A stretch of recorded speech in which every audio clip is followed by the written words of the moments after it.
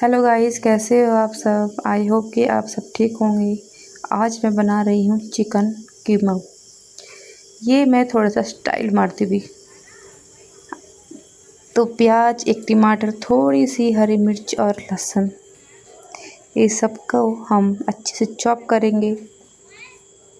और उससे पहले हम चिकन को अच्छे से वॉश करके थोड़ा धो धा के अच्छे साफ से, तब हम चिकन को अच्छा बारीक बारीक चाकू से या अच्छी बड़ी छुरी से हम किसी भी चीज़ पे अच्छे से चॉप कर सकते हैं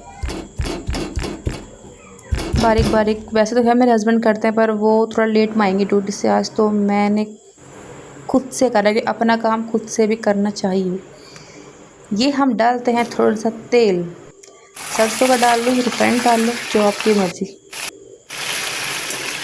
इसको हम अच्छी तरीके से भूनेंगे। गरम मसाला मैंने पहले डाल दिया, आप लोगों ने देख लिया होगा, क्योंकि मैं बड़बड़ बहुत करती हूँ।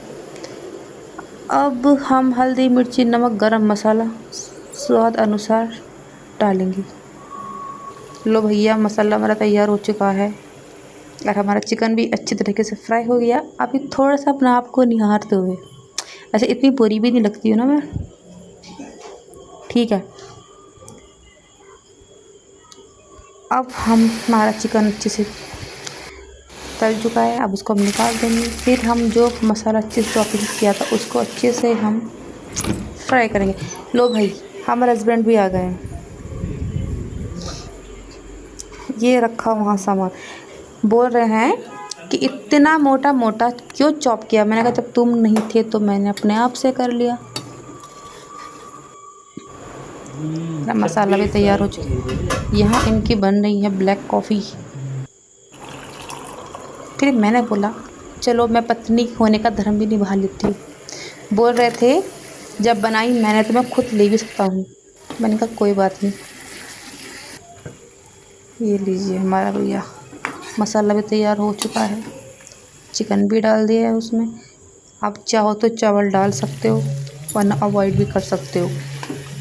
मैंने थोड़ी सी सौंफ डाली है खुशबू के लिए, काफ़ी अच्छा टेस्ट आता है, क्योंकि चिकन कीमा है ना, थोड़ी सौंफ डालनी चाहिए।